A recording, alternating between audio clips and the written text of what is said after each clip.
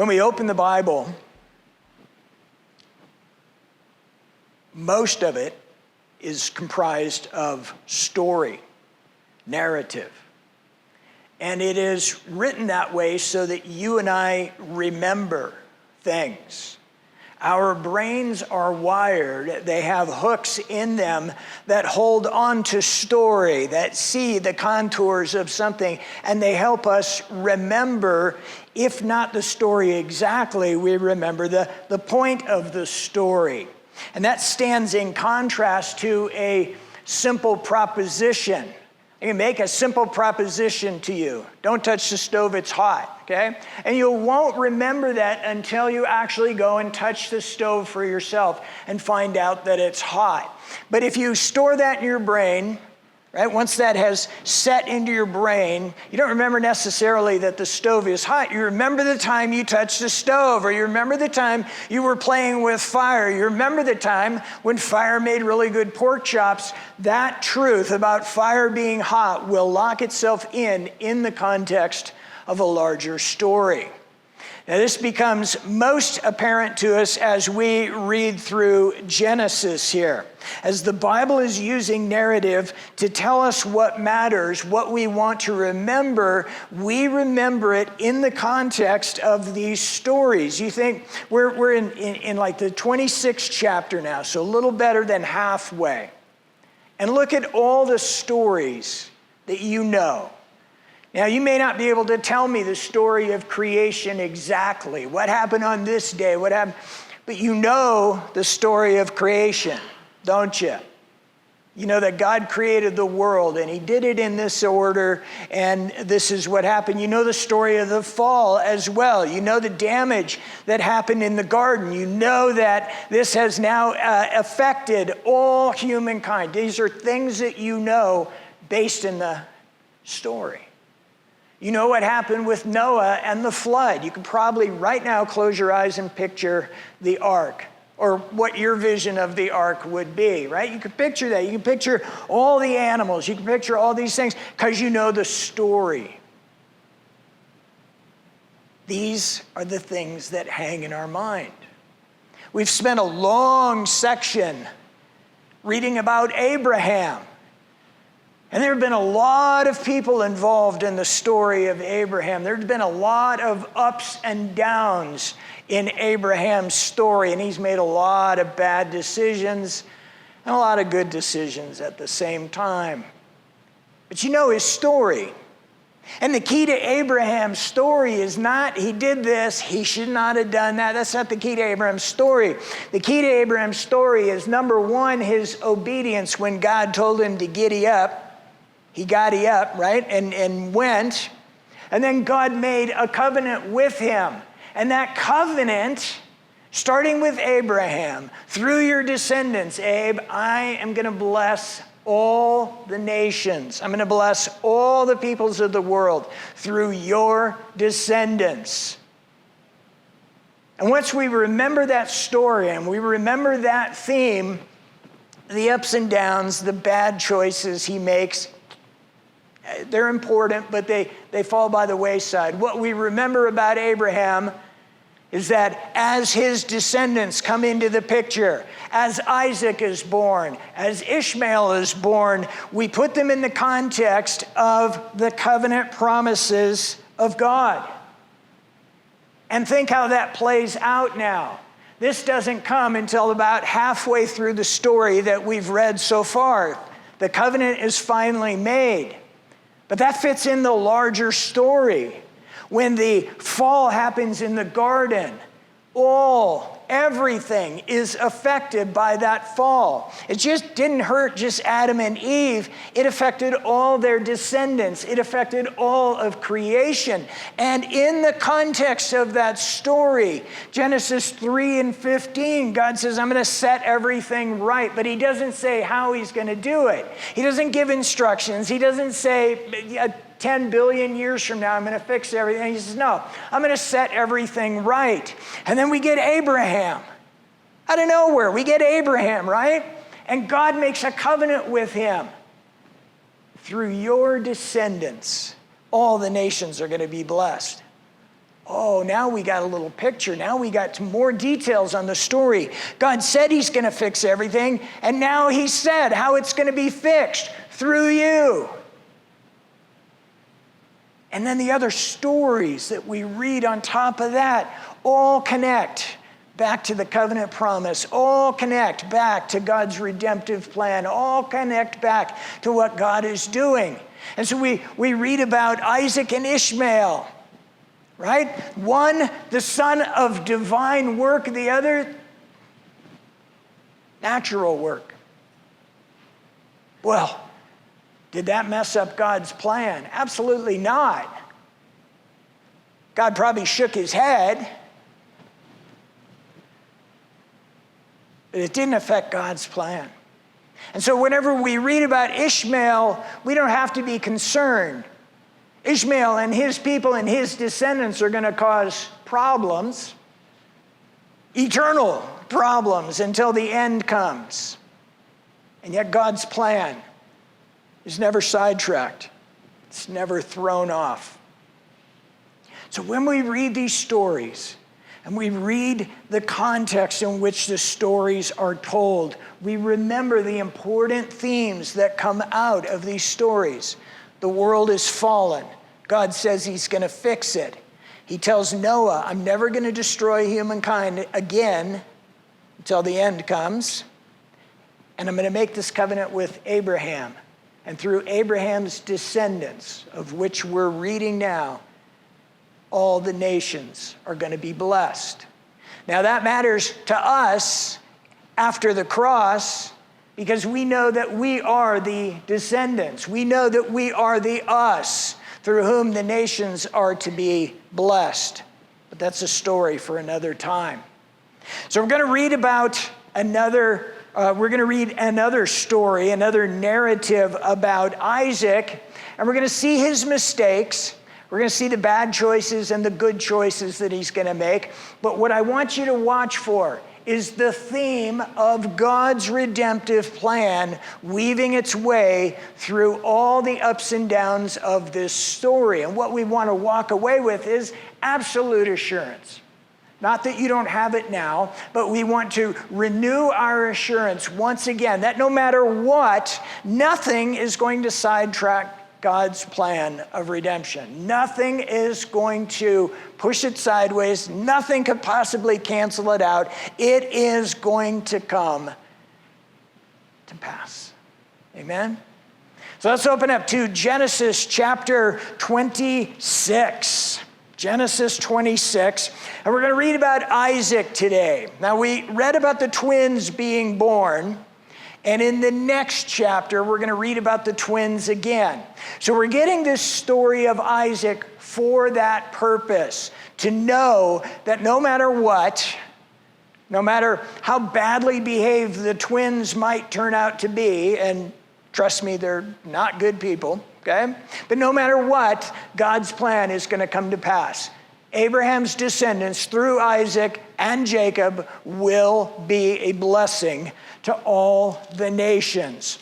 So in chapter 26 begins like this. Isaac and Abimelech might be the heading that you have up there at the top. And what you're going to read is a parallel back to chapter 12. Remember, Abraham had a run-in with Abimelech. Not a run-in. Abraham went to Abimelech. And they had a little back and forth. Now watch, and let's see if the son makes the same bad choices that his father does. Okay, starting in verse 1. Now there was a famine in the land, besides the previous famine in Abraham's time. So we get a little forward motion. Isaac went to Abimelech, king of the Philistines, in Gerar. Now listen, if he's headed towards Abimelech, where's he going?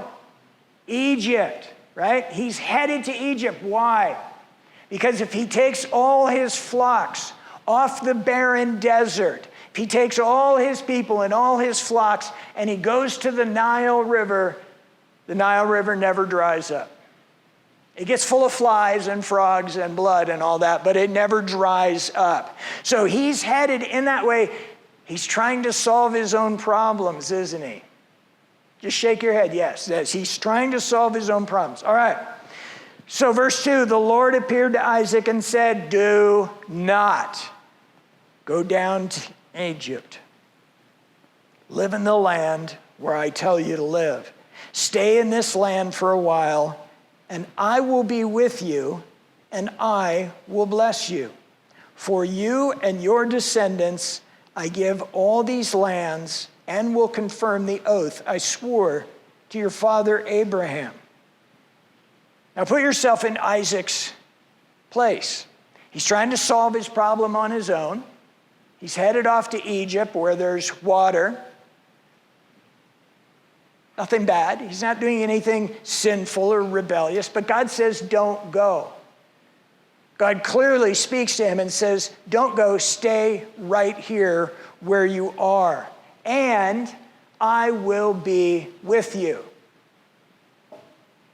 That's your promise, by the way, for Sunday school.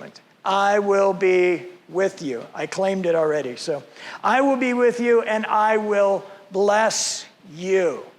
Now, if you hear that, or you know that, or you remember a story from the Bible that told you you are blessed, that God is with you always, that he will never leave nor forsake you. I'm giving all the promises away, I'm sorry, okay? So if you have heard these things, then what should you do? You should respond appropriately. Okay, God, there's a famine. God knows this. My flocks need water. My people need food. You know this, God. And God says, I will bless you. I will take care of you. So that's where we find Isaac. So he plants himself and he becomes the agent of the covenant. Okay, verse 5. Because Abraham obeyed me and did everything, then the covenant is going to be passed down to his descendants. So verse 6, Isaac stayed in Gerar. So far, so good. It's a good story, right? He's obedient because he's listening to God. But we flip the page and there's a huge but. Verse 7, when the men of that place asked him about his wife, boy, this sounds familiar, doesn't it? He said, she's my sister, because he was afraid to say, she is my wife. He thought the men of this place might kill me on account of Rebekah because she's beautiful. Now, not 15 words earlier, God had said, I will be with you. I will bless you. You are the agent of my covenant. All the nations are going to be blessed through you. Wouldn't you think that that includes protecting Rebekah? I would think so. But Isaac does not. And so he makes this decision. And here's the thing about this decision. It is not going to just affect him. This is the thing with these kinds of rebellious decisions. We think they only affect me. They only affect the person who makes the choice, and nobody else is affected. But in fact, by him doing this, he's a deceiver. He's telling a lie, and that lie is going to affect other lives. Listen to this, verse 8. When Isaac had been there a long time, Abimelech, king of the Philistines, looked down from a window and saw Isaac caressing his wife, Rebekah. Uh-oh. So Abimelech summoned Isaac and said, she's really your wife. Why did you say she is my sister? Now the problem is not the lie, is it? No, he has deceived Abimelech and Abimelech's kingdom, the people in his kingdom. They think that Rebekah is a free agent. They think Rebekah, because is Isaac's sister, she could be married off. She could be brought into somebody's household as a concubine. And if they did that, they would become guilty of a heinous sin. And that's why Abimelech is using all the exclamation points that he is. Isaac answered, because I thought I might lose my life on account of her. Then Abimelech said, what is this you've done to us? One of the men might have slept with your wife, and you would have brought guilt upon us. So Abimelech gave orders to all the people, anyone who harms this man or his wife shall surely be put to death. Just in that little part of the story, we see God promise and give assurance. I'm going to bless you. I'm going to be with you. Hear that in the context of Jesus promising the same thing to us. I will be with you always. I will never leave nor forsake you. My Spirit will dwell within you and give you the words to say, will remind you of the things I've done. And this list of promises goes on and on and on. And the reason we remember those things, the reason that we hang on to those things, is that when we make a decision to do something like this, to act in rebellion or to make a good choice, what should be guiding our thought process, our choice-making process, is the promises of God and not fear of the world, not fear of the famine, not fear of being injured by the community around us, not fear of losing this, that. It should be in the fear of God. What has God promised me? Jesus said, I'm with you. I'm done. I make my decision based upon that truth and not all the other truths. So the question we got to ask ourselves, and we got to ask this over and over and over, do I believe that?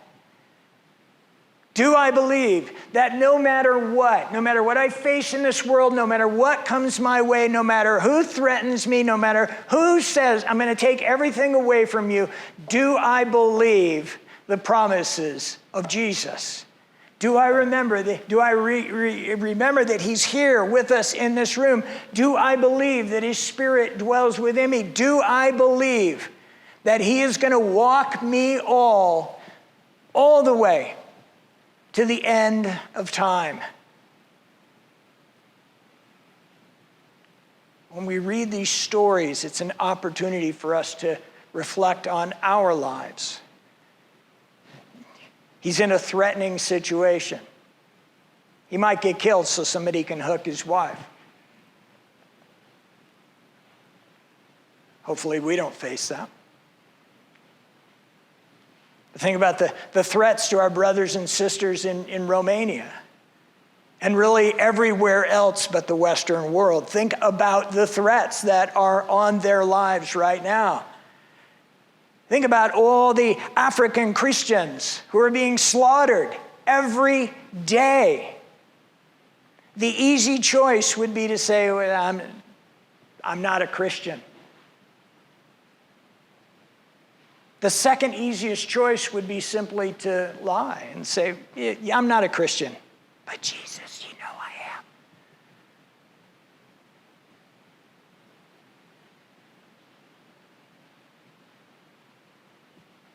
Our brothers and sisters live this choice every day, where they have to choose when they get up. Am I going to proclaim that I am a Christian? Am I going to identify with Christ's people? Am I going to identify as a follower of Jesus no matter what? No matter what it costs me, no matter what I have to sacrifice, no matter how heavy the cross is that I have to carry. We don't learn these things by proposition, right? A proposition would be me standing up here, don't do this, do this. But instead we get these stories where we can inhabit this story. We can put ourselves in Isaac's shoes and say, well, my wife isn't going to get stolen, but this might come my way. If people know I'm a Christian, I might die, I might get slaughtered, I might get driven out of my, all these things are given to us. We can inhabit this story. We can say, what choice would I make? What choice should I make? Do I believe the promises that God spoke to me?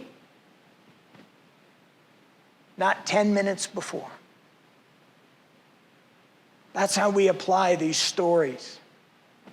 Listen, unless you're going to go to seminary someday, don't, but unless you're going to go to some seminary someday, or maybe you're going to stand for ordination, the details are not what matters here, right? The names and how to spell them and how to pronounce them, it's important, but it's not that important. What we need to take from these stories, from this lengthy story, is where's God and what's he doing?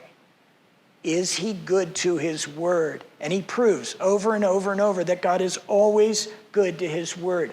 If God has proven time and time again that he is good to his promises, that he has never broken a promise, that there is not a promise that he is not going to fulfill if he has not already done so. If those things are true, if we read this story and the next story and the next story and the next story, and God comes through every single time, what's the best choice that we should make? Trust God. Trust in the promises of Jesus. Make our decisions, make our choices, live our lives based upon the promises that have been given to us. And don't worry about how things work out in this fallen world. That's what we want to take away from these stories. I'm going to move through this next section here. I always label this the water wars. Starting in verse 12, Isaac plants crops in the land, so he stays put. And that same year reaped 100-fold because the Lord blessed him. So he lied, he sinned, he was in rebellion, and yet the Lord blesses him. Verse 13, the man became rich and his wealth continued to grow until he became very wealthy. Okay, so God is blessing him. God is showing him, you can trust me. I'm good to what I assured you would happen. Now this causes envy in the land. Abimelech's kingdom, the people that inhabit this kingdom, have a little problem with this. This foreigner is growing wealthier than they are. Now make the connection. God is blessing him so that these people who are not God's people will look at him and say, how'd you get so blessed? How in the midst of this famine are you growing crops and the rest of us are growing hungry? So that's the theme is winding through here. So there's a little envy and a water war going on. So Isaac uses this well and that well, and the people of Abimelech's kingdom say, watch this. And they fill the well in with rocks, hoping that that would cut the blessing that Isaac knows. But in fact, Isaac just goes, okay, I'll go to another well over here. I'll use the old wells of my father, and there's water in them. And he gets that water, and they fill those up with rocks, and they get more water, and they fill those up with rocks, and on and on and on and on, until they finally get tired of filling up the wells with rocks. I think they finally begin to see what's going on in Isaac's life. That he's not just lucky, but he is blessed by God. And Isaac begins to realize this as well. Isaac begins to see that God is good to his word. And his trust in God develops. In verse 23, jump down to there. Right? So Isaac is getting all the water that he wants. From there, he went up to Beersheba. That night, the Lord appeared to him and said, I am the God of your father Abraham. Do not be afraid, for I am with you. I will bless you and will increase the number of your descendants for the sake of my servant Abraham. So you are now the agent of the covenant. Isaac responds appropriately in the next verse and builds an altar and begins to worship God. But look at the second half of that clause. He pitched his tent, so he's going to hang out for a while, and there his servants dug a well, trusting in God to provide what they needed. So they worship and they stay put. They plant their tent pegs. Meanwhile, verse 26, Abimelech had come to him from Gerar with Ahuzzath, his personal, write that down, don't forget that name. Ahuzzath, his personal advisor, and Phicol, the commander of his forces. Isaac asked them, why have you come to me since you were hostile to me and sent me away? So that was the end of that that friction between the two. Watch what happens here. Okay, don't miss this. Verse 28. Abimelech and his guys, they answered, "We saw clearly that the Lord was with you. So we said, there ought to be a sworn agreement between us and you." We read that and we move past it pretty quick most of the time. But that's the effect of belief. That's the effect of faith. Isaac is not fighting his enemies. Isaac's not getting into a war with the people that are filling up his wells with stones. He just shrugs and digs another hole and water comes out of it. And says, "Oh, well, I'll dig another hole over here." And Abimelech is seeing this. Abimelech wants that water as well.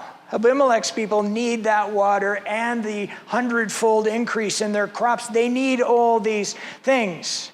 And they begin to catch a glimmer of the fact that Isaac is not just lucky. Isaac is not just a great farmer. Isaac is not the master well digger. Isaac is blessed by his God. When Abimelech makes this statement, he doesn't know what it means. He doesn't know Yahweh. He doesn't understand anything about that, but what he sees is the blessing of God's people. What he sees is the power of God at work in his life, and they want to get in on it. Now, Abimelech is still a sinner, even though he's a good guy, but he wants to know Yahweh, because he wants to be blessed in the same way that Isaac is blessed. Verse 28, "Let us make a treaty with you that you will do us no harm, just as we did not harm you, but always treated you well and sent you away in peace. And now that you are blessed by the Lord," what's not written there, we want to be blessed by the Lord as well. So Isaac makes a nice dinner for it. They swear an oath to each other. And that verse 32, "That day Isaac's servants came and told him about the well they had dug. They said, 'We found water.' He called it Sheba, and to this day, the town of the name has been Beer Sheba, because that's where Isaac found peace and water and the promises of God." So that's a big, long story with lots of in and outs. But it's a challenge for us. It's a challenge to look at his faith, to look at the way he works out his faith, the way that he trusts in God and what comes of it. So we've read the story. We know the contours of it. We don't need to know the details as much. But an hour from now, 10 minutes from now, when we all skedaddle out of here, what are you going to take away from this story? What has the Holy Spirit impressed upon you in this story? We saw all the details. We know the names of the people involved: Isaac, Abimelech, Phicol, all these places. We know the places: Gerar, Rehoboth, Beersheba, right? Are those the important things to take away from this story? Not necessarily. The purpose of this story is to drive home the power of faith in God, in living his promises out, in believing what he says, and making your choices based upon that. You and I are blessed in a different context. We have been given certain promises as people of the cross, as people who bear the Spirit of Christ within us. Our promises are more intimate in that. Jesus is always at work around us. Jesus has given us his Spirit so that we can be in tune with his work around us. Jesus says he will never leave us. He will never forsake us. He will be with us always. True, true, true, true, true. And what we understand from the lengthy story of the Old Testament is that the agents of the promises of Abraham are you and me, and our brothers and sisters all around the world. We are the agents who are to be the blessing to all the nations. And if we read that, and we understand that, and we see how the story has flown, we know that we are in absolutely no risk in following through on that. That no matter what it costs us, no matter what we have to sacrifice, no matter what we have to give up, we can go forward carrying that blessing to all the nations, to all the people who are not yet God's people. We can do that knowing the promises of Christ to go with us, to embolden us, to encourage us, to strengthen us, to give us the words to say. We can do all that because just like the beginning of the story to the end of the story, God is present and he's good to his promises. Amen? Let's stand.